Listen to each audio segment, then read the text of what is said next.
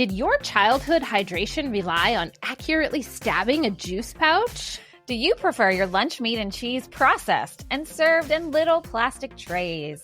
If you were all about that Thermos lunch life in middle school, then you might be a Xennial, and we are too. Hi, I'm Katie. And I'm Danny, and welcome to Generation In Between, a Xennial podcast, where we remember, revisit, and sometimes relearn, and today retaste all kinds of things from being 80s kids and 90s teens. We have a whole new setup if you're watching us on YouTube, and it feels very news people-like, and Katie keeps doing weird shit with her hands. I'm like, hello. She's like, what do I do? And our camera, we're using a different camera, so our monitor is set up to the side. So if you're watching us on YouTube, we're trying really hard not to check ourselves off to the side. There we are. But that's where we need camera. to be. Yeah. So it's a whole thing this morning, We'll see guys. how it goes. So today, we haven't done a taste test episode in a while. We haven't. Also, this is weird because we're right next to each other, and I'm like constantly like, it's going to be strange. I don't know and how we're to eating feel. things. So it's like not, it's going This to is be weird. a little hodgepodge, but it'll be fine. I feel like it's like, hello, and welcome back to their 5 o'clock news. Up next, a lost dog on Main Street. Okay, Oh, sorry. who you would find? Because you find all the lost dogs. You They find do. all They the do lost come to me. dogs. Anyway, they do. They love We're doing a taste test today, which is really fun. Those are always really fun episodes. Although Katie's a little nervous about some of the things we're going to eat today. I really don't want to, you guys. And I told her, hey, we've cried on the podcast, but we haven't puked yet. So today might be the day. I might do both. Cry and puke. Yeah. Maybe not at the same time. So what we are tasting today, everyone, are Xennial lunchbox classics. So these are things we used to pack in our lunches, mostly in the 80s, some in the early 90s. And some of y'all are going to be surprised because some of these are still lunchbox staples today. I think all decades of mine later. are. Yeah. All Really? Of mine. I think all three of mine are. Okay. Yeah. Well, that's fun. That is fun. So we did some research about the things that we're about to eat. Some of it's interesting, some of it's not. Yep.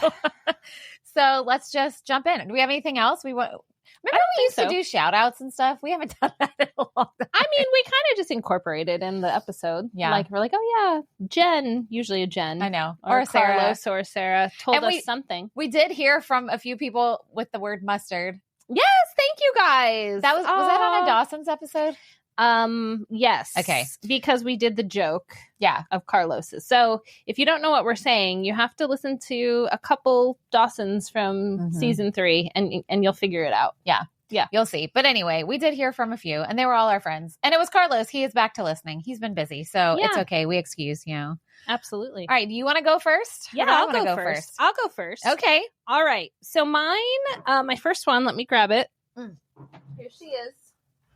If you're watching on YouTube. Oh, yeah. This is the one I'm not excited to eat, by the way. Oh, so you want to go first with that? What if you throw up? Then you can't taste anything I feel else. like I think I'll be okay. All right. And then I can eat all the good stuff after. So the first also is first in my research, and I just don't feel like looking through to find something else. Valid. Okay. Lunchables. Yay. Okay. Lunchables, which are another one. Like, I got this on BOGO at Publix. It's popular. Yep. It's back to school week. These are still very popular, although they've, like most products, spun out and have more versions and all of that. So should I do the research first or taste first? Probably research. Okay. Lunchables. Here we go. Lunchables came out in 1988. Yep. So later in the 80s. So we were the OG. You know what? We were the OG generation for a lot of these. A lot of these. Yeah. But like the 80s were a time, for y'all who were not alive then, was a time of processed convenience foods. Absolutely. It was like, that was just of the times. Absolutely. And that's what this was. Yeah. The concept was to provide convenient, ready-to-eat lunch options for children and parents, especially for school lunches. And the original concept was to repackage Oscar Mayer's lunch meats.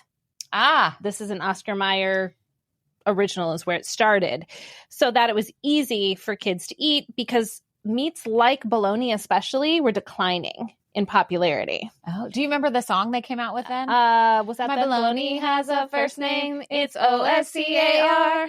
My bologna has a second name, it's MAYER. I love to eat it every day, and if you ask me why, I'll say Because Oscar Mayer has a way with BOLOGNA. Yes. See? Okay. So marketing was good. It worked. But they decided, because that was declining, how do we like get this in front of more people? You can still buy bologna versions. I did not. I couldn't go that far. And then they became really popular in the 1990s. And over the year they've expanded, right? So the one I have today is like turkey and American cheese with cracker and a snack and a drink. But there's, ham and cheese, and now there's pizza ones, there's nacho ones, all sorts of things. They had this motto, and I don't remember this motto. I do remember the Oscar Mayer song, but I don't remember this. The motto was, for kids, all day you got to do what they say, but lunchtime is all yours. It's all yours. Like, you can stack it however you want. I mean, it's still like a limited amount of things. Because maybe you're about to say this. Didn't the OG one just have meat, cheese, and cracker? Yes. Okay. And then they came with the rest, right? Yes. Okay, you're about to say that. Actually, it did have a small dessert or a side. So the classic kit in 88 had bologna or turkey, cheese, a small dessert, and a side. Had like those little bitty cookies. Yeah. Yeah. Yep. Oh, I loved those. I know. And then early 2000s, they had more smaller bite-sized versions. And then the pizza kits came out in the 90s. Yeah, I remember the pizza. The tacos. I don't remember that one. I remember the nachos. How do you make a taco? It said a taco-themed kit with shells, meat, cheese, and toppings. I don't remember that. Like ground beef? Like, how would you do that? Because you can't process ground beef, yeah? I don't remember that. I do remember when the pizza one came out, and I remember being so pumped for it, but it's not good. Yeah, my daughter and I were talking about this on the way to school, because I was like, oh, I have to, because she's like, why do you have Lunchables? Because she like, what are you doing? Couldn't believe that like I was actually going to eat a Lunchable, because I'm always commenting that I think they're kind of gross. Yeah. And I was like, oh, here's what we're doing. And then she was like, yeah, the pizza ones aren't good. And so we started talking about it. And I said, I think it's because if you eat cold pizza, like let's say you order from Pizza Hut and you eat it the next day and you don't want to heat it up, it still tastes pretty good. Yeah. Because at one time it was cooked and all the flavors. The thing about the Lunchables is it's never cooked. Yeah. It's cold. And the crust, the bread crust or whatever is weird. Yeah. It's like doughy. But it's not soft and it's not hard. It's like, it's almost tastes stale. Yeah. Yeah. Well, it might be. With all those processed ingredients, probably not. Yeah, probably. So they had cheese and cracker versions, breakfast options. I don't remember that.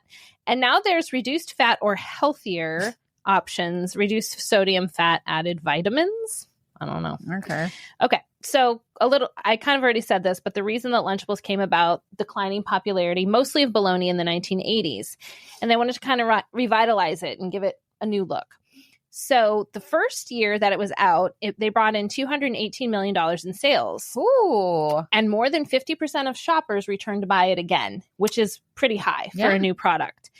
They loved them, but they weren't turning a profit because of how much it cost to do the packaging, have all the different things in there. In fact, their first year, they lost $20 million. Woo. But then, and this is the part that I was like, I need to think about this. Okay. In 1989 or 1990, Philip Morris, the cigarette company, purchased Kraft. Really? Yeah.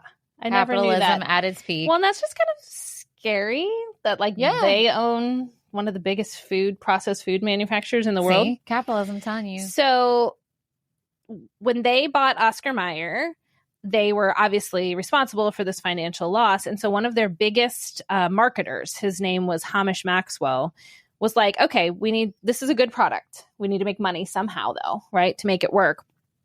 He said, we've already got this was a quote, if you've already got something that's selling, you'll figure out how to get the cost right. So they injected more money into it and had more promotions, like flashier packaging, a couple more options. And then the following year, they earned $8 million in profit. So they turned it around. Some cigarette. You just need to. I mean, they are good. They are good at it. I mean, and then there is a study recently that came out that from a quarter to a third of people who buy Lunchables and eat them are adults. What? Now, yeah, weird. Is it because they grew up with them? It must be. It's gotta be. And it's a quick snack, I guess. Ugh. I mean, I don't know. And maybe they're buying the newer ones. I don't know if anyone's buying the bologna. I don't think it helped with that. Well, you know what? I remember eating the bologna ones. I mean, we ate bologna a lot in my house because it was cheap, It right? is cheap, yeah. Can I tell you something disgusting Oh, that no. I used to make? Okay. I don't if my sister's listening, she listens sporadically. Remind me if I came up with this or you did. But I remember my friend down the street, we used to make these all the time. We would put a slice of bologna in the microwave. Okay, for like 20 or 30 seconds, and it would start to fry it, and the whole circle outside of the circle would curl up. And then we would sprinkle Cajun seasoning, because in Louisiana, you have a thing. Instead of salt and pepper, you put Tony Chachere's on everything. Mm-hmm. All my Louisiana peeps out there know exactly what I'm talking about. I still use it in my house. And we would sprinkle it in the middle and then eat it. And we called them pig noses. Oh, no. It's disgusting. It's so disgusting. My God. I can't. I can still remember the smell. Yeah. And the taste, but because we ate bologna all the time. You probably did. You probably did. I know I did. Yeah, we definitely did. So that's the OG Lunchable I remember. Yeah. And then when I started getting the turkey ones, my mom would get the turkey ones. That was the healthy one. Yeah. Right. Which is what I brought us today, because obviously the healthy one. Here it is. Yeah. That's all I had on those. It was fun looking through pictures, though. There were some pictures of like the old ones. They don't look that much different. No, they look. I mean, I remember the portions the are yellow. about the same. Yeah. Yeah, the bright yellow with the red block writing. Okay. And they didn't used to come in a box.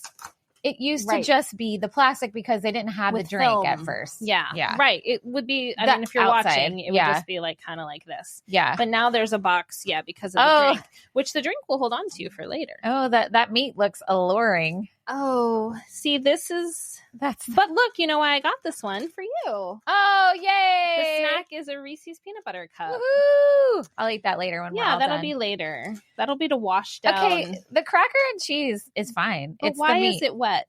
The meat. Well, all lunch meat's wet in a package. I know. Can I tell you something hilarious about wet food? So I was doing no, this is a good story. I was doing make your own burritos at our house the other night, and I love that you just propped up the Lunchable box. And I asked Cooper, because he gets home from school so late now. Yeah. And he has rehearsal. So he's home for 15 minutes before we have to leave. God it's bless. Terrible. So I'm like, I have his dinner ready. So when he comes in, he can eat and we can go. And I said, hey, we're going to do burritos. I gave him a laundry list of all the things I had. And of course, the last two things I said was queso and salsa, because delicious, right? So good. And he goes, I want everything you said except the queso and salsa, because I don't like my burritos wet. Oh. You're like, okay. I didn't need a reason necessarily, but okay. Okay. Weird. You like them dry? Like, yeah. Ew. I mean, I guess there's something to when you have that stuff on there. If you don't eat it immediately, then the tortilla can get soggy. I don't know. Like I've reopened Chipotle burritos like later, and and like the tortilla itself, the texture has changed because of what's in it. But it was fresh. I don't know. But also, this is a kid who doesn't use condiments on sandwiches. Right. Well, that's why. Ugh. He doesn't want the extra. Gross. All right, you ready? I guess we're just touching it. What are we doing? Yeah, that's what you do. You go first, because I know you're grossed out the most. I don't. We're going to taste now, everyone, if you haven't gathered by our what'll be crazy is if emotions. I actually love it. I know. What if you're like, actually, this is fucking delicious? It's like, it's not a Ritz, but it's like a Ritz cracker, and then the turkey, and then it's like a little piece of American cheese. But can't you make it however you want? Do you want to do 2 crackers so it's not as bad? Yes. Okay. That's what you got. Because see, that's the thing. The thing that would always drive me crazy is that's how I like to eat it. And there were never enough crackers.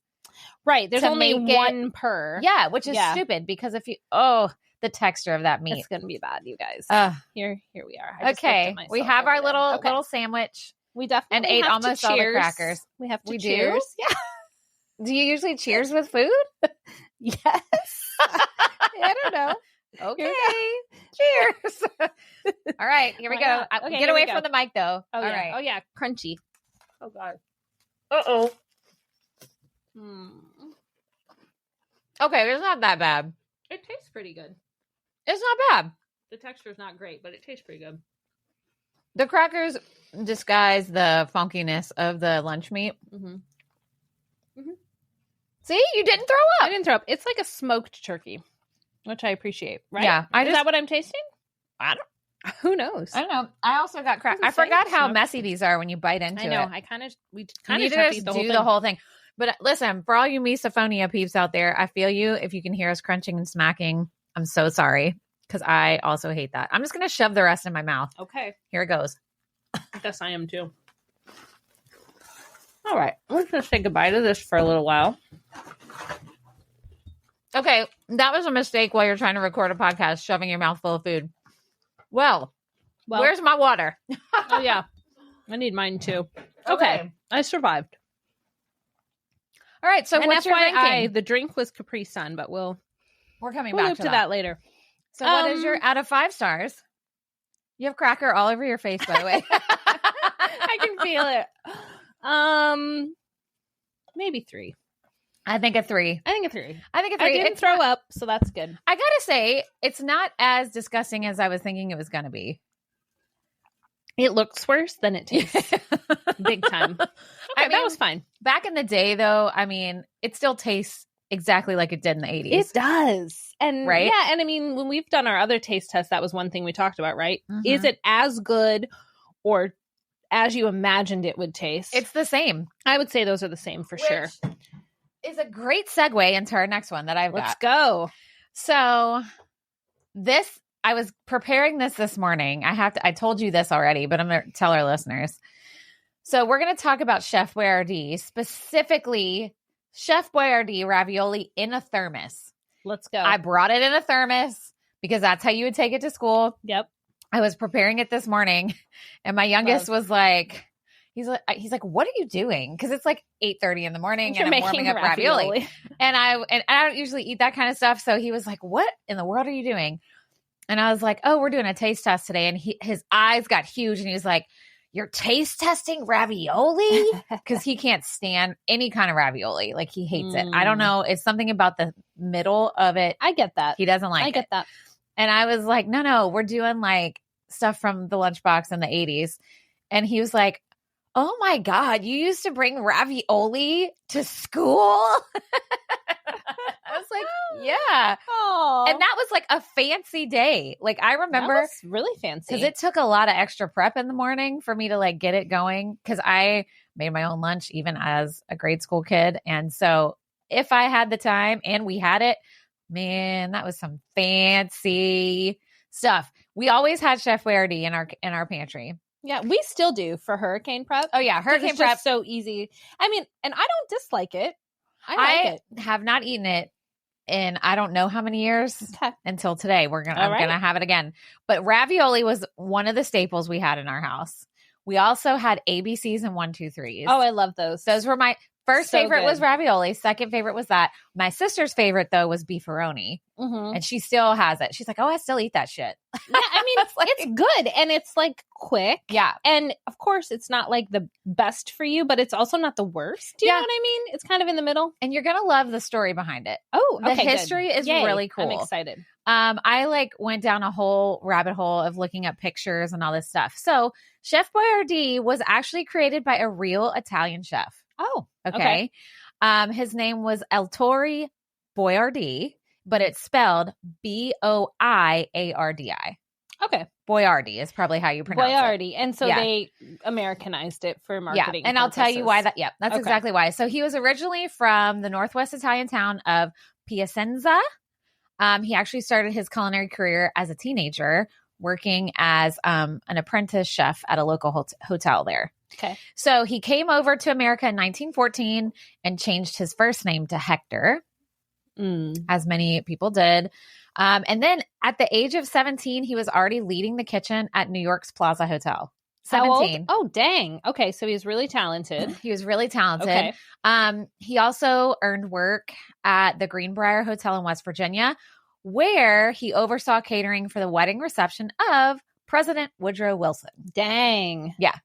And he was so young at the time. That's great. So fast forward a few years, in 1924, he was living in Cleveland, Ohio, Midwest. This is where lots of things happen, guys. Him and his new wife opened a restaurant called Il Giardino d'Italia. Sorry, everybody. My Italian is terrible, which means Garden of Italy. And it became hella popular. And it became so popular, in fact, people would wait hours for a table. Dang. In little Cleveland, Ohio. Well, Cleveland's not little, but yeah. So it was really good. And he was so popular. He went by Chef Hector. His delicious combo of the pasta and then the sauce he made was so delicious that patrons of his restaurant began asking for the recipe. So instead of giving them the recipe, he thought, well, why don't I sell it? Why don't I jar it and sell it and make some more money? Mm-hmm. So he did. And he started cleaning out old milk bottles and filling them with his pasta sauce. And then he'd accompany with uncooked pasta. Okay. So it wasn't cooked at the time. He had the sauce and then the pasta so you could make it fresh at your house, which is kind of genius because, I mean, that's common now, but probably in the 20s. Right. Not really. Not really. So that also was super popular. So 4 years later, Hector teamed up with his brothers, Mario and Paul, and they found the Chef Boyardee company using the phonetic spelling of the name to make it easier to pronounce for us Americans, which is sad. That's sad. But also, they have to assimilate, and it's just sad, and it makes me sad. He only wanted to use fresh tomatoes and mushrooms in his pasta sauce, so he bought up land in Milton, Pennsylvania. All right. And built the factory there. Okay. So the facility that opened 90 years ago is still the home of Chef Boyardee today. Wow. Isn't that cool? That's really cool. They stayed in the same spot. Another interesting thing I found out about him is that Chef Boyardee meals were like an essential part of rations during World War II. He was a big supporter of the troops in the war. And in 1942, the Chef Boyardee plant in Pennsylvania began operating 24 hours a day. Wow. Mm-hmm. 7 days a week to keep up with production demands for the troops. And after the war was done in 1946, Chef Hector got the Gold Star, one of the highest awards a civilian can receive because of his wartime efforts. Oh, that's great. So, I feel like he was a good businessman, but he also was like just a good person in general. Right. He was very smart with his business and he was tamed, but he also had a good heart, which I think is what maybe why was so successful even today. But the hard part was he hired a whole bunch of people during the war and he wanted to keep them. He didn't want to have to let go of them. Oh, yeah. Right. Which happened to a lot of people. That happened to a lot of people. Yeah. Yes. He didn't want to let go of them. So in order to keep them, he made the difficult choice to sell the company to a bigger, so he could keep them on. But it was okay. He remained as a spokesman and a consultant until he retired completely in 1978. Oh, God. Yeah. He worked till when did he sell it? Like after the war, like late 40s? Okay. Yeah. But he remains as one of the most recognized faces on TV because of his commercials. And that is his face on the labels of Chef Boyardee. That was going to be one of my questions. Okay. That's him. Oh, wow. And he was in lots of commercials. I don't remember them much. I was just thinking, I remember the picture on the can, but I don't remember the commercials. Yeah, I think it was mostly like in the 60s, 70s. But I mean, I did look up some from the 80s and he was still in some. So, okay. I guess it was the late 70s. It was because he retired in 78. So here's the thing. Chef Boyardee pasta products contain no artificial ingredients, no artificial colors, and no preservatives. Okay. So when I was like, it's kind of fine. I mean fresh food is fresh food. Right. But I mean, there's still a canned product, so you have to have something in there, but I don't know I didn't feel like digging into all the science. No. I was like, whatever. That's neat though. So here's the thing, just like the Lunchable, the Chef Boyardee products became super popular in the 80s because it was convenient and it was cheaper than buying the stuff, making it yourself. And also they had new marketing techniques. So that's when the brand started to expand with themed shaped pasta. Yes. Like they had Ninja Turtles, they had Pac-Man, they had all kinds of stuff. So like, remember we were talking about ABCs 1, 2, 3s? Yeah. Those were actually shaped like letters and numbers. It was that was the pasta they used for the shapes. And this is different than like the SpaghettiO brand. That's something totally different. No, that's Chef Boyardee. That's Chef Boyardee. Yeah. I thought so. Yeah. Okay. All right. So I'd be interested, and maybe we don't know this because we were talking about the ravioli specifically, like what is the most popular of the things they've ever made? I don't know. I would imagine it's SpaghettiOs, but who knows? I don't know. So that's all him. Okay. Yeah. And so what I wanted to know also was the I wanted to know what about like the inside of the ravioli because you're actually going to be okay with this. Okay. I'm scared. No. That's why I looked it up. So the meat in the Chef Boyardee beef ravioli is mostly ground beef. Okay. Okay. But it does have a little amount of textured vegetable protein, which is just all that is a soy-based meat alternative.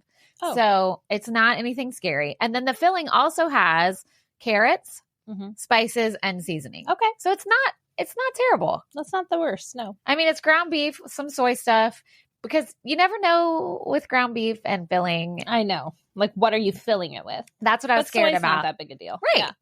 So that's it. Okay. I just thought that I'm feeling good. I'm feeling good about this. Yeah. So guys, I'm going to get out my thermos. Okay. And I brought forks. So. Okay, good. Yeah. I grabbed a handful of forks too, because I figured I'm so excited that we are both going to be eating this from a thermos. Okay. I'm also excited to see your thermos. Oh, well, it's Cooper's. So, it's cute. All right. So here's the thermos because he goes through phases of things he likes. I love it. And he got into this phase where he wanted to bring shit in the thermos. Not actual shit. Oh. Like he wanted to bring ramen or mac and cheese. One time we tried chicken nuggets and then he realized quickly it doesn't exactly stay. It doesn't keep it as warm as you would hope. So I intentionally did this a couple hours ago because I wanted to see. Yeah. Okay. My kids take stuff in thermos almost every day. Do they do Chef Boyardee? Yes. Okay. Amelia loves the ravioli. Does she? Yeah. But we do like soups, leftovers, or I'll even guess what I put in them today. Caesar salad. Yes. Shut up. I swear to God. Gross. They love it. They open it and it's nice and cool and crispy and Girl, that's so funny. Oh, speaking of, I have to tell you a Caesar salad hack you need to try. Ooh, okay. Do you ever get a Caesar salad from Tropical Smoothie? I have before, yeah. Okay. So my favorite thing to get from Tropical Smoothie when I go, I get it. I know we smell the ravioli. I always get like a super green smoothie that has like kale and stuff. And then I get a salad. It's a Caesar salad. That's chicken. But you get a side with it. Get the jalapeno corn and put it in the salad. Oh, that sounds good. It is delicious because it's hot. Yeah. And then you put it in the Caesar salad. Oh, that does sound good. So anyway. I thought you were going to say pour my smoothie on it or something. And I was going to be like, I'm not that weird. No, I'm not doing that. Okay. So we can't cheers with ravioli because it's going to drip everywhere. Cheers our forks. Oh my God. You're so funny. Okay, guys, we're going to taste the ravioli out of the thermos. The thermos I have two. That's okay. Open wide. Nope. All right. I've got mine. Okay. Here I go. Here we go. And then we're going to have a whole thermos of it. So if you want more, you can have it. I honestly haven't had this in decades. So here we go. It's really good. Like really good. Oh my God. Actually, it still is. Tastes yummy. And tastes the same. I think, yeah. Totally. I would imagine the recipe has barely changed. Oh, I got two. I'm just going to shove both in my mouth. Oh, well, I'm just going to do it. There we go. I'll do one more too. All right. I feel like the recipe probably hasn't changed much. If anything, they may have even added things like the carrots and all that to be able to say, oh, it has whatever in it for parents, you know? Honestly, that is quite tasty. I think I might need to add that in. It's pretty good. Yeah. Kids, I mean, I like it. Yeah. I got to say 5 out of 5, I think. Me too. I think I'm going with 5. 5 out of 5. That is delicious. Yeah. I got to text my sister and be like, yeah, you're right. You're right. I got to keep eating the Chef Boyardee. Chef Boyardee, make it happen. Although I don't like the beefaroni.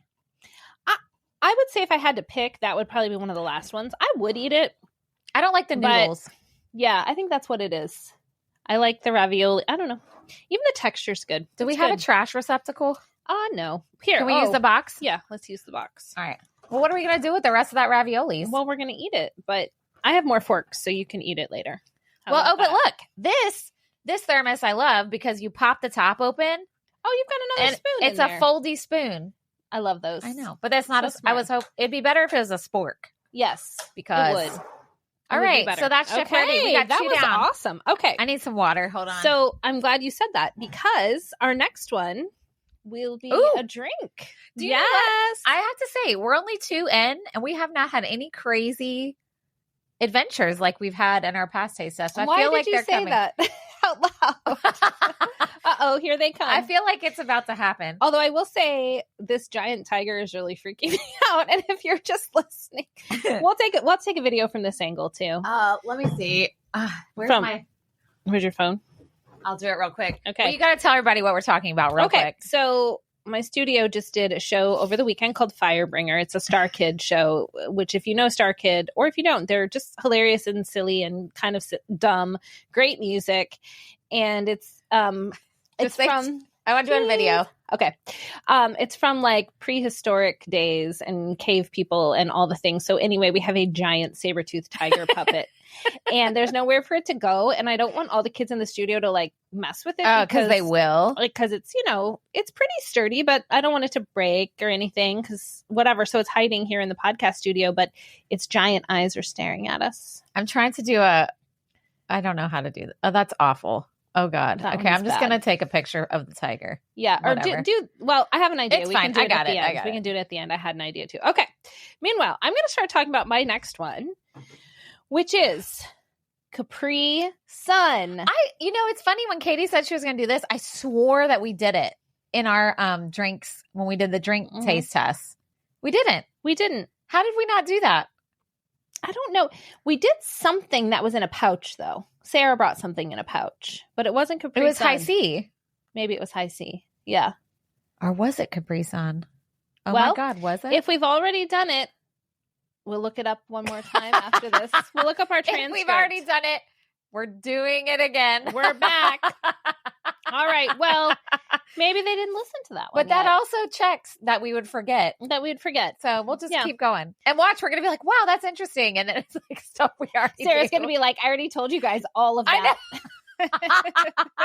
Which actually happens every day. We love you, Sarah. I feel like maybe that I thought we definitely punched a bag of something and drank out of a straw. Oh, my God. I don't think it was these. Well, whatever. Anyway, we're here now. Capri Sun, here we go, was invented in 1969 in West Germany. West Germany, okay. West Germany. Right. Rudolph Wild.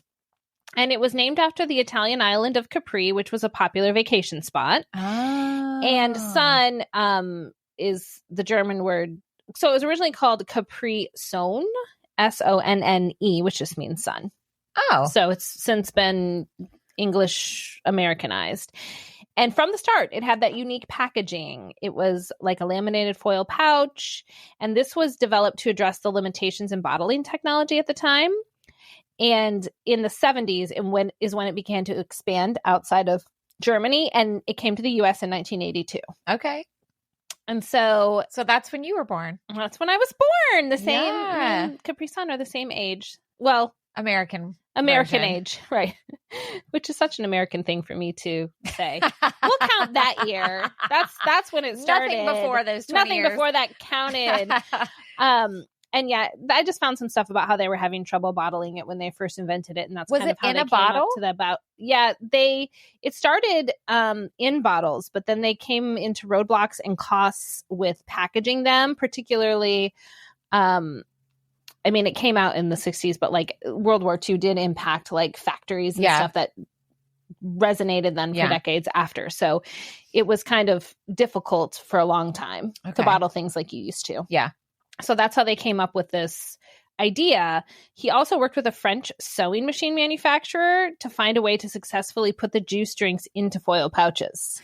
So they like helped him somehow. I don't know. Was it real foil? Yeah, it was. Okay. Like from the beginning. Okay. I mean, hold on. That was a dumb thing to say because I know what you mean. Fake foil would be, but I mean like material that they would make look like foil. You know what I'm saying? Right. No, I think it was real foil, and now it just kind of looks. Now it's like just it's like I don't know, whatever, some kind of plastic. It's a plastic. I'm sure. Yeah, it's a plastic now. So anyway, the company added the clear bottoms to the Capri Suns that we have now, but that was until 2014. They have clear bottoms? They have clear bottoms now. Hold on. What? Well, I mean, like, I would never look at the bottom. Nope, that one sure doesn't. Hold on. Oh, nope, that one doesn't either. Just kidding. So maybe some of them, whatever. That's amazing. So anyway, it is one of the biggest fruit juice brands in the world. And this is interesting. To bring it to America, This is such an odd connection. The company came over here after a partnership with the boxer Muhammad Ali. Wow. Because he loved them. Okay. And at the time, like, especially this happens a lot with athletes, once they're not really in their athletic realm anymore. They invest in things and stuff like that. So he invested and like brought Capri Sun over here. So thank you, Muhammad Ali. As of 2023, over 6 billion Capri Suns are sold in more than 100 countries each year. Wow. That's a lot. The 2 original flavors, which I looked for, was an orange. Yes. And then lemon, which has transitioned now to lemonade. Ew. Yeah. And those are some of the most popular. But the ones I have today, my favorite is Pacific Cooler. Yeah. But then the other one's just a really boring grape. I can do the grape. No, I'll do grape. I don't care. You like grape? I don't, but I'll drink it. No, you should drink No, Pacific it's fine. That's your Cooler. fave. I don't care. I should have brought 2. Oh, it came in this. That's why. That's fine. Okay, fine. So that's all I have. It's not very exciting. I even looked up Capri Sun controversy, found nothing. Well, that's good. That's a good thing. No controversy. That's a good thing. The thing that's so interesting about all the stuff we talked about so far is like these don't seem like very innovative products now. Yes. But at the time they were, because there's like a bajillion juice pouches now, like a bit like brands. We're pretty sure we tried one on our last episode. But I think it was High C. I know we had them in the box, the juice boxes. It might have been High C, but I feel like maybe we're going to revisit. Doesn't matter. It doesn't matter. Whatever.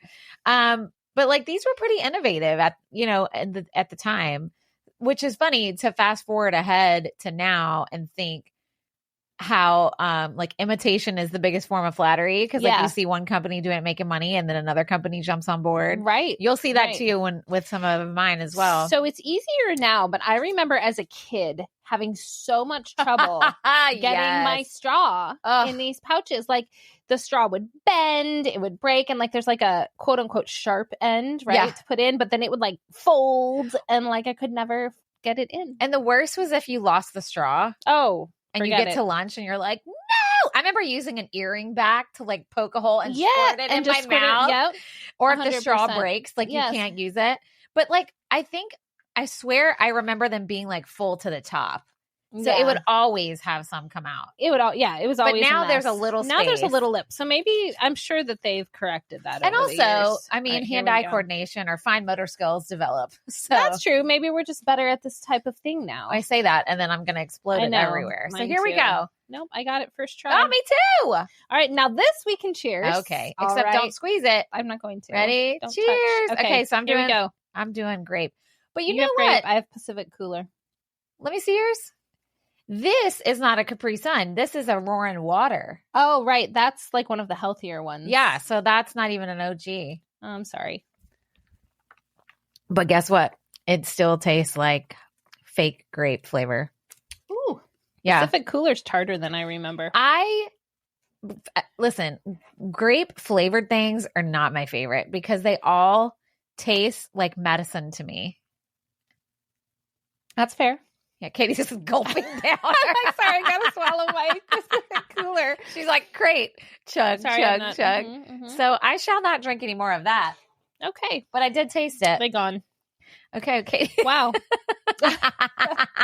I love it. I might drink mine while you're telling me about your next one. Well, my next one's going to be a fun one. And I'm really excited to eat these because I can't remember the last time I ate these. Same like I Chef see Boyardee. what it is. Yeah, same. I don't remember either. So we're going to talk a little bit about Fig Newtons. Okay. Yes. These were like the healthy version of a cookie in my house.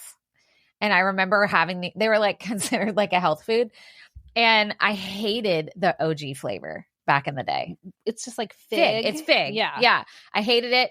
I remember my mom buying the flavored ones when they came out, like strawberry. Mm-hmm. And those were better. But these were like a last resort for my lunchbox. It was like when we didn't have like the good shit, like the Little Debbie's. Because y'all, we ate crap. Like we ate crap growing up. But a lot of people did in the 80s. So don't judge. All right. My mom was doing the best she could. All right. But I would be like, oh crap, we don't have any more like Nutty Buddies or whatever. So I'd like, oh, okay, I'll pack these Fig Newtons. But I think I liked them more than I like wanted to admit to my mom. That's fair. You know what I mean? I think because I can remember the essence of them and they're pretty delicious. Yeah. From what I remember. But when you're on the hunt for like pure sugar, you don't want anything with real fruit in it. But okay. So these are really old. They were created in 1891. Dang. I would have never thought that. I know. Again, in Ohio, I don't know if it was Cleveland, by a baker named Charles Roser. He actually sold he made them. He sold his recipe to Kennedy Biscuit Works, which is just a fun name. I don't know. Kennedy Biscuit Works. Yeah, it was a Massachusetts-based company. Please look how I spelled Massachusetts. I see that. Guys, it's bad. I'm not even telling you. They liked to name their products after cities in their state. Like they would just pick like a random city and name stuff after them. And they named these cookies Newtons after the city. But there is an urban myth out there that they were named after Sir Isaac Newton. That is false. So Newton, Massachusetts. Got it. The word fig was added later. So they were just called Newtons. Then they were called Fig Newtons. And then they removed the fig, and now they're just called Newtons. They removed it in 2012, and they're still called Newtons, not Fig Newtons. Okay. And they just have different flavors of Newtons. Not a lot. But okay, so another interesting part of these is a guy named James Henry Mitchell actually created the machine that could make these, because this was 1891, guys. Dang. Yeah. He created this machine that could mass produce these cookies. So his invention had like two funnel-like components that work together. The inner funnel is released like the jam filling, and oh wow, look what I just did. That was not to look. Actually, I actually looked to the side because I realized I'm doing a very obscene gesture about a cookie. Anyway, I'm not going to do that again. The inner funnel put the jam filling in the middle of the dough, and then the dough was in the outer funnel released around it. So he did it so he could do it at the same time. So this process actually made like a long cookie, and then they cut it in sections to create the smaller cookies. Okay. The interesting thing was they were originally just a square because of the way the machine was, because they're rectangles now. Yeah. So eventually somehow they evolved more into a rectangle shape. But at first they were just like a square, like looked like a cracker kind of. Okay. So that's just your basic history of that. They actually weren't referred to as a cookie until the 1980s. Oh. Yeah. They were referred to as cakes before that. I mean, maybe in 1890s that would pass as a cake. Well, I think by the 1980s, not so much. Yeah. If you think about it, though, it does make sense, because I think they were saying that they think the baker got the idea for the cookie from like fig rolls, which is a cake item. Mm-hmm. So I get it. But in the 1980s, the company shifted its advertising strategy, and they called them a chewy cookie. Okay. Capitalism, marketing. There we go. It's a cookie. It's a chewy cookie. So they launched new ad campaigns. Tell me if you remember this. With the slogan that said, "A cookie is just a cookie, but Newtons are fruit and cake." Do you remember that? No. Oh, I do. I looked up some old commercials. Yeah.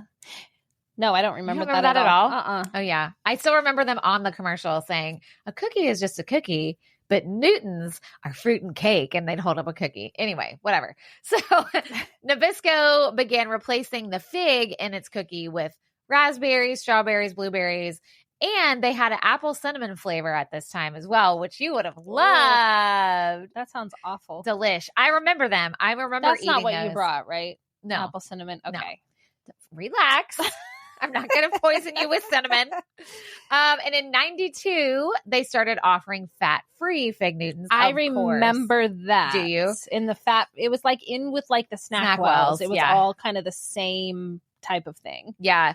That fat-free version continued to spark their popularity because they were doing pretty good. And that year in 92, Fig Newtons were ranked as the third most popular cookie in the U.S. Only Oreos and Chips Ahoy were more popular. Dang. Oreos was number one. Oreos is probably number one and still today. Yes. Even though it is completely man-made ingredients. What, Oreo? Yeah. Yeah, it's like one big chemical. Oh, God, but I love them, guys. I know, they're really good. So good. that's all I have on the Fig Newtons. I love that. I know. Okay, so I brought the OG flavor, and then I brought strawberry because those I remember. I love Katie's strawberry. Like, just no fucking cinnamon. I got scared for a second, guys, but I think the packaging's cute. What's with all this yellow packaging today? I don't know, guys. But see, you can see they're called Newtons. Yeah. And they were actually kind of hard to find. Really? I'm like, they're with cookies. Yeah. But so let's open them. You peel. It looks like. I almost just ripped it open. See the tab that says peel for fruit flavor. Yes. Oh my gosh. So let's try the OG. Okay. Let's try the OG first. I love. Sorry, guys. You do not want to share cookies with me. Well, she makes you cheers everything. It's weird. It is kind of weird. It's the same thing. I'm doing. Here we go. Cheers. Cheers for Big Newton. Okay. I'm not going to shove the whole thing in my mouth, but I'm pretty sure I used to do that. Okay. It's good. You know what they taste like? I think you're going to say what I was just thinking. 1, 2, 3. Nutri-Grain bars. Yeah. Yep. And Nutri-Grain bars Nabisco? I think they might be. I have no idea. I'll have to look. Yeah, I still don't like the fig flavor. No, the fig's not good, but the texture and the taste is definitely Nutri-Grain. Although, you know what would make these good? If you crumple them up and put them in vanilla ice cream. Maybe. Yes. Yeah, there we go with the face. I need the GoPro. Need the GoPro. Someone please send Danny a GoPro pronto. You know I would sit here and wear that shit. Just both of us wearing GoPros just to catch the other one's expression the whole time. That would be hilarious. Point of view. It's okay. I bet the strawberry. Now this one will really taste like a Nutri-Grain. I bet. You didn't even finish yours. No. Oh my god. It's like smushed on a straw wrapper. She took a mouse bite and then very delicately placed it on the table. I think I will eat the whole strawberry one though. I'm gonna go buy some vanilla ice cream and try that. I think that would be delicious. Knock yourself out. And let's fucking cheers again. Here we go. Here we go. Okay, this is the strawberry. Okay, that's pretty good. That is Nutri-Grain. I'm just eating a Nutri-Grain bar right now. Maybe they just throw some oats in the dough and they're like, here we go. Maybe. It's pretty good though. But so here's the thing. There's a lot of products that have this dough and filling in the middle. I guess that guy who did it for these specific cookies can be credited. Mm-hmm. Like you said, it doesn't seem that innovative to us. Right. I mean, I guess it was invented at 1890s. So I guess it's not that innovative, but it was the first to do this. Oh wait, we didn't rank the Capri Suns. Oh, okay. Well, you had a kind of a gross one, so I feel bad about that. I know. Pacific Cool is definitely a 5 out of 5. Oh, yeah. Well, I mean, if I'm doing just the flavor I had, it was terrible. I have to say a 2. I know. You can't really give it a good rating. These, I'm gonna give these a 4, even though I don't love the fig. I would say a 4. Yeah. I don't love the fig either, obviously. I know. But the strawberry one's really good. Does anybody like figs? My husband likes these. I feel like people like figs if they're made with other stuff, but I see it in the store. I don't mind. I don't know. I don't feel like I mind figs, but I didn't like that. I don't mind me a fig. I'm just trying to think if I ever have it in literally anything else. I don't think so. I think I had some kind of weird dessert one time, and I was like, oh, I don't. I'm like, I guess I'll eat it. Yeah. I very rarely will not eat something. But if I had a choice, I would always get the strawberry ones. I would never buy the fig ones. I know. I'm going to bring these home and interesting. See what my family thinks. Yeah, see what they say. Okay, what's next on yours? All right, this is my last one. And I actually brought 2 kinds of them. Yes. We are moving on to Sun Chips. Again, I thought we did this. No, we didn't. And we did for not. Snacks, we did not. Okay. I know. I think, too, what happens sometimes is we say a lot of things when we're brainstorming. We say a lot of things. And not all of them make it onto the show. True. So I think that's what happened with Capri Sun and Sun Chips. So they were introduced in 1991. Okay, so it's 90s. Because I was like, I think Sun Chips are 90s. Yeah. But still valid. It's funny because obviously 91 was a really long time ago. But I still think of Sun Chips like a newer chip. Me too. And I was like, oh yeah, those are a new thing. But they're not. Because when you were little, they were a new thing. Exactly. Yeah. Exactly. And from Frito-Lay, so pretty big established company. They took 10 years of development and taste testing to make these. Oh, well done. Yeah, they're they delicious. They were trying to make a multigrain snack that would appeal to health-conscious adults. So, I mean, again, a Sun Chip's probably not the most healthy thing you could eat if you wanted to eat a healthy snack, but they were cognizant of the fact that people were realizing Frito-Lay, most of the stuff they make is just not good for me. Well, and that was the early 90s when the fat-free fad and multigrain, everything. The fat-free fad was real. And it wasn't the funniest thing about that. And we talked about that long ago in one of our most depressing episodes. Oh, yeah. Which we never have done an episode like that ever again. That was really rough. It was rough. We did one on toxic diet culture. If you want to go back and listen, go for it. But it's a bummer. With care. It's a bummer. Yeah. But we talked about that because everything was fat-free. It wasn't like, here, just incorporate more like fresh foods or whatever. It was like, still have what you want, but we're going to make it a fat-free version, a healthier version of whatever, which, by the way, doesn't work. You're still going to want, like, artificial stuff makes you just crave the real stuff even more. Yes. It's just, and I'm not saying that mentally. That's like a physical reaction. Yeah. So you have sugar-free, like all the fake. It's better now because they have more natural alternatives, right? Like stevia and things like that. But like what it is. NutraSweet, aspartame, all of that. The more you have of that, it makes you want the real sugar more. It's a whole mess. It's a whole thing. It's a whole mess. But it makes sense that these would come that's when out they were in created. 91. Yeah.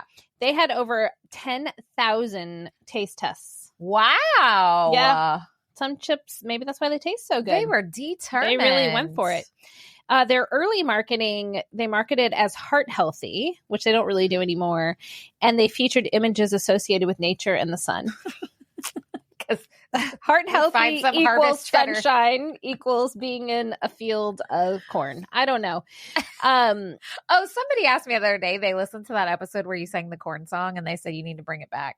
Oh, they like the corn song? I can't remember who it was. There's more than corn in Indiana at Indiana Beach on beautiful Lake Schaefer in Monticello, Indiana. Yay. It's back. Whoever you are, that, you're welcome. You got the corn song. Yay. Okay, so there's a longer version too, but I don't need it today. So I'll practice it for next time. Okay, so they're made with whole grains like corn. Hey, that worked. Wheat and oats, along with other ingredients like sunflower or canola oil. Is that why they're called sun chips? No, I think that goes back to the whole being in the sun and how I don't know. Maybe sugar and salt. And they were first released in a test market in Minneapolis, St. Paul in 1990. Midwest. Mm-hmm.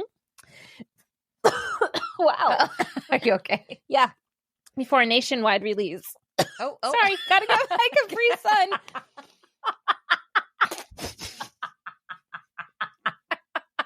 Well, you jinxed us. I did. Oh. Are you okay? I'm like covered. Oh my God. You have... Oh my God. Okay, guys. Get out of here. Get out of here. Choking on leftover something, and that was in our probably whatever. And she was choking.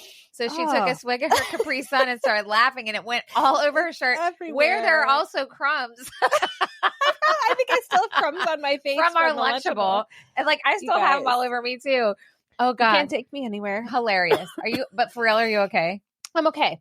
And I'm sure there's a zillion other things on Sun Chips, like the different flavors, but I thought Harvest Cheddar was like a newer flavor, but that was one of the OGs.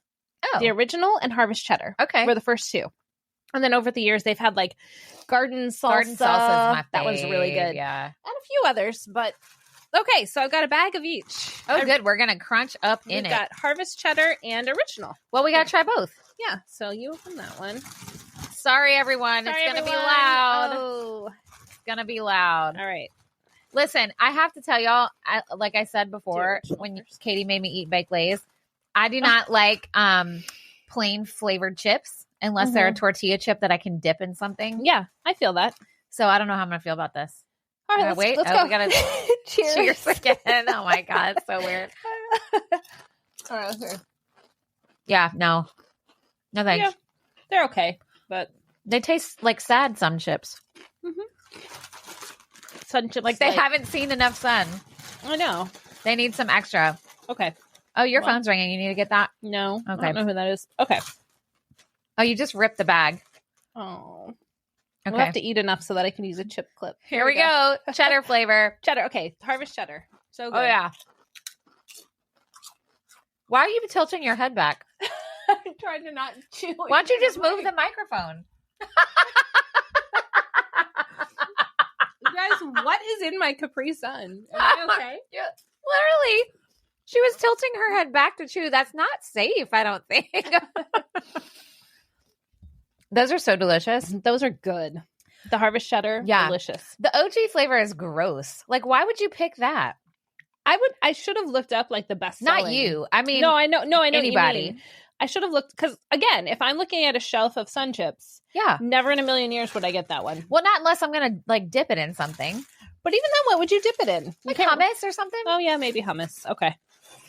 You know, well, I'd still get harvest cheddar. I am like a so two funny things I have to say. Well, first of all, Katie's smushed up Fig Newton is now underneath the Sun Chip bag. Oh, sorry. My stepdad doesn't like flavored chips at all. Oh, he only likes plain, which is so crazy to me. As we were opening this bag of chips, have I ever told you in previous episodes about Troy and his hilarious he gets so stressed when people don't seal chips correctly? No, you haven't told me. Yeah. So, and this is funny. And my brother-in-law went, okay, so Troy gets all stressed. Like, I get it because you don't want them to get stale. Right. And like, we always have like a bajillion flavors of chips in my house. Mm-hmm. And he's always like, we should only open one at a time. I'm like, that is dumb because one day I might want me a Frito and the next day I want me a Dorito. So like, we can have them all open, but so he gets super particular about how we close it. Yeah. Because we have like the clippies. Yeah. And so what his way is to like flatten it and then roll it down very neatly. Well, the other three of us just kind of crumple it. My kids are terrible. Oh yeah. Like valid. So like valid to like correct them. Well, one time my brother-in-law and my sister-in-law were visiting and they are grown ass adults who take care of themselves every day. And I go, my brother-in-law, Chris, we were making sandwiches and he got some chips and put it on his plate and closed the bag and whatever. Literally, and we're all talking and Troy walks up very slowly, discreetly and goes behind him and undoes it because it's just like a habit. Yeah. And redoes it. And Chris stopped eating and he's like, did you just reseal the chips that I just closed? And Troy's like, and so we just laughed about it. So if you ever come to my house, just hand it to Troy. Let him seal them up for you. I love that though. Anyway. But I mean, I get it. Like especially if you're looking forward to it and then you open it and it's like, I mean, yeah. It's just funny that he was correcting a grown ass adult. It was hilarious. I mean, because my kids are ridiculous. Because like they don't care. They just like crumple. And it's like, why did you even put a clip on it? Yeah. Like seriously. Okay. So what's your ranking? I'd say, well, harvest cheddar 5. Oh yeah. Harvest cheddar 5. Original, I don't know. 1. You say 1. Yeah. Yeah. Unless you give me some dips, then it's a solid 3. Okay. That's fair. Give me some dips. I'm a dip. Those are delicious. Are you a super dip person? I love dip. Me too. That's another thing I get teased on in my house. Because if we go somewhere that has like sauce options, I want like 4. Yeah. So like if you go to like Zaxby's or something like that, I'm like, give me 3 sauces. And Troy's like, that's like $3. I'm like, I want all 3. Well, at like Tijuana Flats, they have the sauce bar. Yes, I love you that. Can just try the different ones. I will just get like the little cups and like pour one onto my burrito, eat a couple bites, pour another one onto my burrito, eat a couple. So good. I love me some good dips. Okay, so I know we were supposed to only do 3, but I had to do 4 and you'll see why. All right, sounds good. So now that we're on the salty train, here we are. I was going to do handy snacks, which if you remember, they were the long little salty cracker with the fake cheese product with the red stick. Okay. But I couldn't find any that I could buy that weren't in like a ginormous pack. Okay. And I'm like, I don't want a bajillion packs of these. I want like 1. Because you used to be able to just buy like 1 or 2. Like I remember them having them in baskets at the grocery store. Do you remember this at all? I don't remember that, but yeah, I remember candy snack. Anyway, so then I was like, okay, I'm like at the grocery store wandering the aisles. Like, what can I buy instead? And I came across Ritz Bits. Ooh. Oh, she's excited. I love Ritz Bits. Okay, so I had these a lot in my lunchbox. Whoa, what's wrong? I just burped. Oh. I'm so sorry. Well, no one heard that. A lot of culinary interesting items. Just surprised me. Okay. And now I just did. Okay, well, sorry. Oh, now we're burping. It's like ravioli and Sun Chip and Fig Newtons. And Capri Sun. It's probably the Capri Sun. Actually, it's probably the ravioli. Anyway, so I found the Ritz Bits. And I was trying to look up specific about the Ritz Bits. Right. There's not a lot. Huh. But there was some info about the Ritz cracker. Okay. Obviously. So we gonna do both. So Nabisco introduced the original OG full-size Ritz cracker in 1934. So it's been around a long time. They wanted to compete with the Hi-Ho cracker made by the company Sunshine Biscuits. Wow, there's so many biscuit companies today. I know. Well, I don't know. it. I don't know if they're still around. So they tasked one of their employees named Sydney Stern to create a name and a marketing plan for the round cracker that they came up with. That was very similar. They were like, hey, that Hi-Ho cracker, people like it. Let's make something that can compete with it. So he came up with the name Ritz to appeal to individuals because it was during the Great Depression. And he wanted to offer them what is quoted as they're saying back then, a bite of the good life. Okay. So Ritz, you associate that with like fancy, luxury. He also designed the blue and yellow circular logo that is still a thing today. The Ritz logo? Yep. Okay. I'll pull it out in a minute. We'll see. Well, actually, awesome. I'll just do Let's it now. see. I think of red when I think of Ritz. No, Oh, wow, sure See, enough. circle. Yeah. He designed that. Okay, hold on. There you go. Yeah, you can. The design of the original Ritz crackers themselves is not just for aesthetics. It also has a functional one, which I thought was interesting. Okay. Look at all the things you're going to learn on our podcast. I can't believe it. So there's the 7 holes punched into each cracker are to allow steam to escape during baking. That way it prevents air pockets so you don't get like bubbles. Mm-hmm. And it makes it have a uniform and consistent texture without getting overly crispy or flaky. Okay.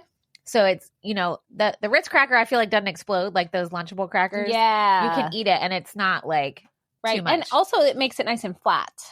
Well, that's what I said when I said uniform. Yeah, right. That's what I'm doubling down on what you said. Because I thought about that. Because I was like, because if you're stacking stuff on it, if you have anything that's got even like a little bit of a bubble or a lip, that makes it like hard to do. But one side is flat. The other side is not, right? That's true. Yeah.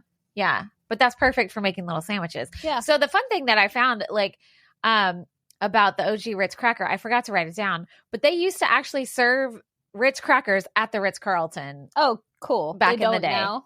They might still, but that was another like appeal to like normal people who were not in some fancy income bracket. Right. Like, hey, they serve these at like a super fancy hotel. So we can buy these now. So that's how the OG cracker came to be. So Ritz Bits, though, which were a smaller version of the original, came out in 1987. Oh. Okay. And they had just the plain cracker that were just smaller. Mm-hmm. So they were Ritz Bits. And then they had sandwich versions. They had cheese, which is what I brought today. Yay. And peanut butter. Mm-hmm. Also delicious. There was and I forgot about it until I read it. And then I remember there was a s'mores Ritz Bits. Oh, I don't remember that. I do. It came out in 2000. But it was discontinued in 2012. And it was so popular, people have been doing petitions to bring it back since then. Oh, wow. But they're not. So if it was so popular, why no one knows? I bet it was expensive to make. Probably because it was 2 flavors instead of one. And I bet that's why. Marshmallow, I don't know. Look, I was just using my finger on the table. I saw you. Like that was my laptop. I was trying to Lord, guys, hello. Okay. They also have a spicy queso flavor now. Ooh. They didn't have them at Target when I was there, but they do have them at Publix, so I'm going to have to get them next time. That came out in 2024, so it's brand new. Okay. They have had different flavors over the years of like the cracker. Like they had like pizza flavor and none of them have like stayed except the cheese and peanut butter Ritz Bits. And you can't really find just the little bitty crackers anymore. I read something that said they still have them like in Canada or something weird, but not in America. It's only the sandwiches. Okay. So anyway, in 2011, Ritz was identified in a YouGov poll as the best perceived snack brand among American consumers. I could see that. Award-winning cracker. Hey, that's what you want to be if you're a cracker, okay? Okay, so that's all I got. I love that. So there wasn't much. I was also like Ritz Bits trivia, controversy, etc. Like anything. Nothing happening. Nothing. I can see why the Ritz Bits alone aren't popular anymore because once you've had it as a little sandwich, I don't know that there's an appeal to like this. Do you know what I mean? I know. You can't really stack anything on it. It's like, oh, this is missing something, Well, Can you get it? Jeez. This is why I drive Trey crazy, because I can't. Hello? Open. Oh, shit. And then when I open shit like this, wrong. Yeah, it's all right. It's close enough. Okay, well, we're just going to do that. These are a bite size. Oh, we have to cheers. A little baby cracker. Ready? Here we go. I won't lean back. I'll lean forward. Okay, those are still good, but not what I remember. I don't know. It's kind of bland. Yeah, I remember there being way more cheese flavor. Yeah, I can barely taste the cheese. That's sad, right? Yeah. Yeah. I wish I could have got the spicy queso. I know. But this is the ones I had in my lunchbox. Actually, okay, they get better the more you eat. I was just thinking that the aftertaste is pretty good. It's like when you have a yucky alcohol drink and you have a couple sips and you're like, yeah, it's not bad now. Yeah, kind of like that. Okay, they're not bad. All right. I have one more. Okay. And I had to include this because remember I told y'all in our last episode, I had my kids at Target together getting dorm supplies. We are not usually in a store all together at once. Okay. Right. So while we were there, Kaden was like, hey, can we get some chicken nuggets or some other random weird food? Not chicken nuggets aren't weird, but they wanted dino chicken or something I haven't bought in 100 years. And then he goes, ooh, can we get some Gushers? I love Gushers though. What? Oh, they're so good. Okay.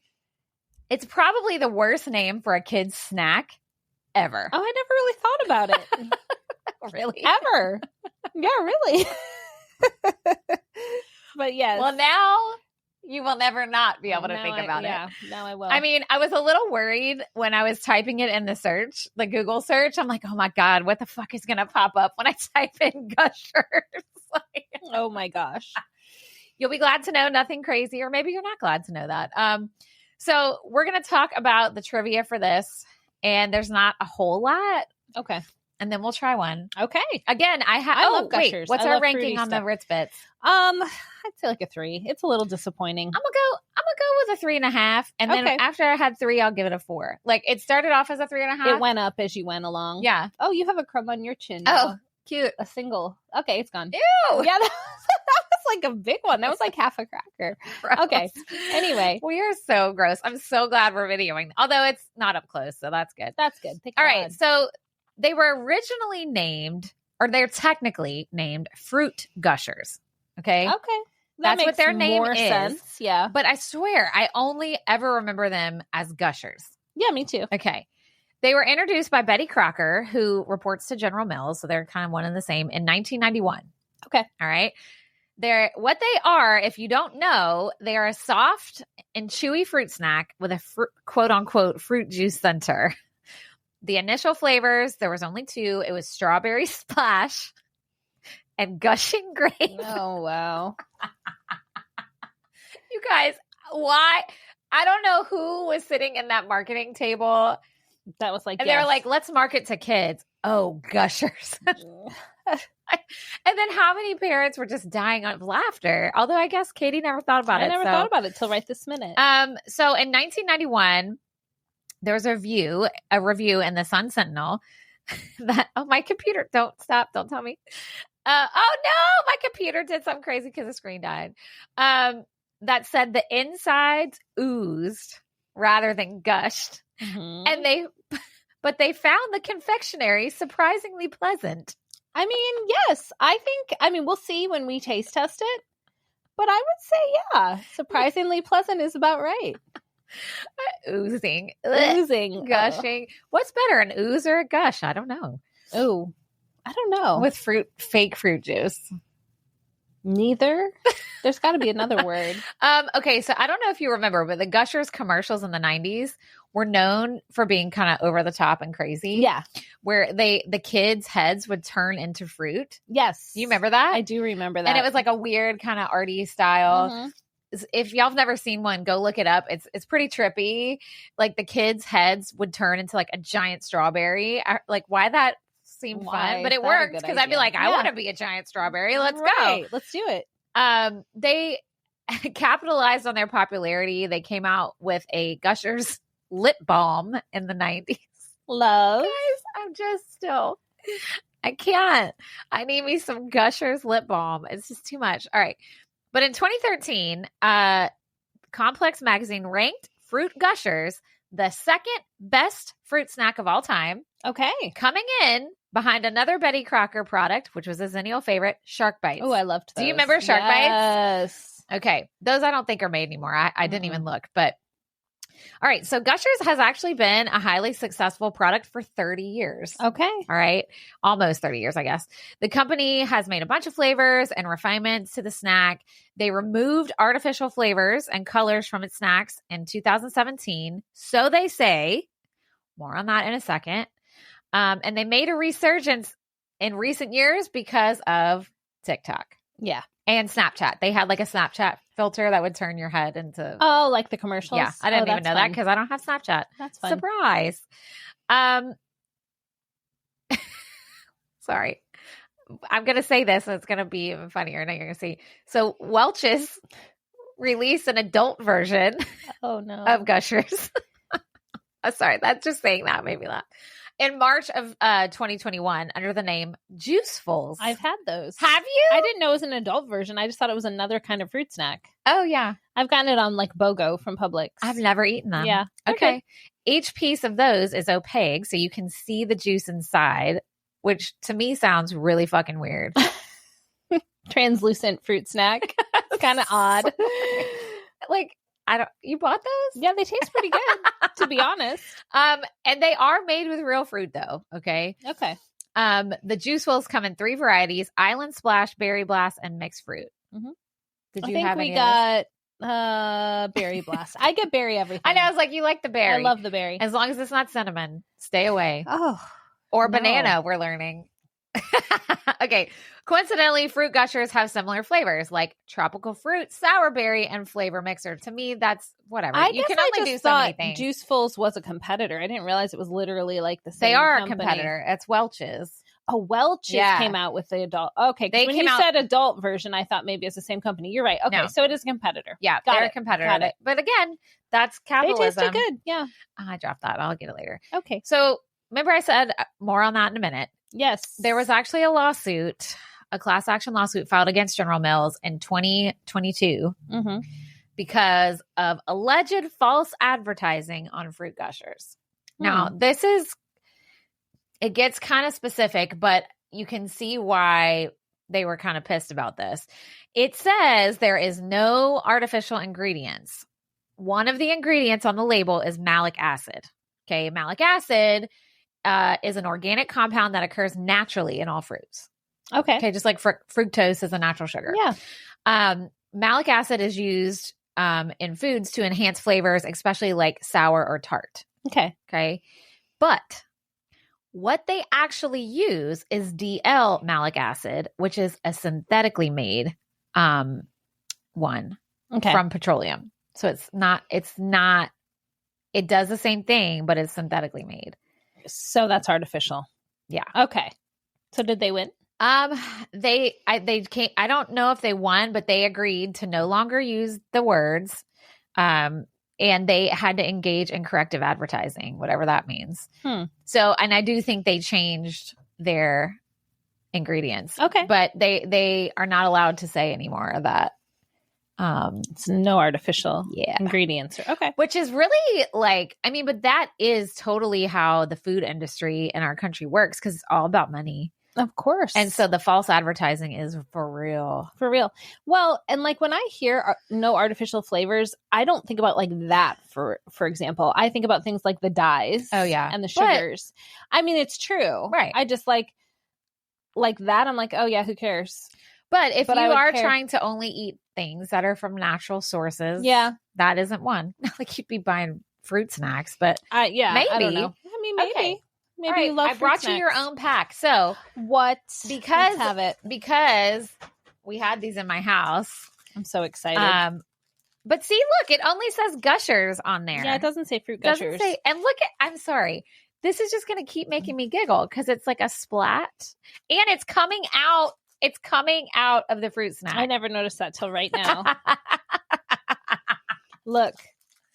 Oh my God. You can't ruin fruit gushers for me. I also am not like a fruity. I also don't know how to open this. I don't either. Hello. I'm also like not a fruity candy kind of person. Generally, I mean, I'll eat it every now and then. I am. Yeah. And this is candy. I mean, don't like yeah. fool yourself. This is candy. Yeah. I'm gonna use my teeth. But when I was pregnant with go. Cooper, I craved fruit snacks. I would eat them all the time. All right. Get a blue one. Oh, I got a pink one. Why are they shaped like jewels? I forgot to cheers. Let's We do it in the air. can't. Cheers. I already put my mouth on it. Me too. Ugh. Super chewy. They're good though. Oh, they're good. What? I don't know about this, guys. Oh, I do. Delicious. Katie goes, oh, I do. Let me get some more. I tried the blue one. Let me try a different color. Pink's good. I don't like, guys, I don't care if the shit gushes or oozes out. I don't like that. Okay. Here Give me yours. Ugh. Do you want the rest of my Fig Newton? No, thank you. It looks so appetizing. Ugh. No, it doesn't. Wow. Okay. And that's another reason why I don't like fruit snacks is because I got a lot of shit of dental mess in my mouth and it just sticks. They do. And they stick around. Literally. Where's my drum set? Da-da-da. No. Sorry. It's not even that funny. I was like, what? That would be like a normal question in here too. Like, I know. Where is my drum set? It's not here. Not here. So you like that ooziness? Yeah, it's good. Oh, I think it's yummy. And it's like hot or like room temperature oozing. I mean, it is room temperature. I don't know if it would taste better cold or not.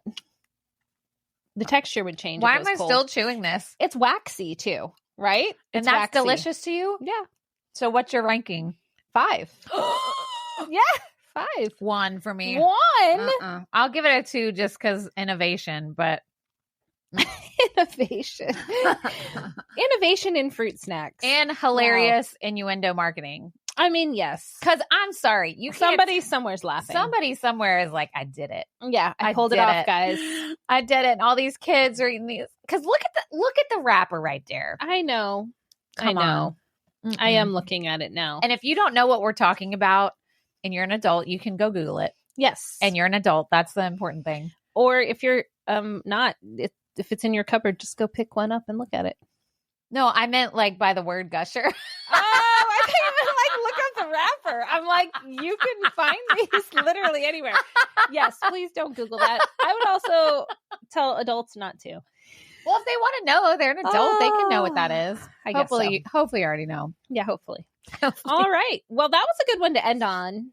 Oh, I'm going to eat some more Ritz Bits in a minute. Yeah, eat some Ritz Bits. Well, that was really fun. And I feel like we could pack a whole lunch with this. We've got our protein from the Lunchable. And the ravioli. We've got the ravioli, yes. Wherever that is. is. And then we've got some chips, some crunch, some sweets, something to drink. We're ready. We're ready. The only thing we're missing is like fruit or vegetable. Fruit in the Fig Newtons. You're right. We have everything we need. That was how you would do it in the 80s. You'd be like, fruit, it's in that cookie. You're like, yeah, fruit, yeah, it's in the cookie. Yeah, sure. Exactly. 100%. Awesome. Well, thank you guys for sticking with us on this taste test. If you watch this, I don't even know. God bless. God bless it. See us chomping away. But we will see you next time. See you next time. On our next episode. And thanks for listening, guys. Yay. Bye. Bye. God, I burped again. Oh my God, what a mess.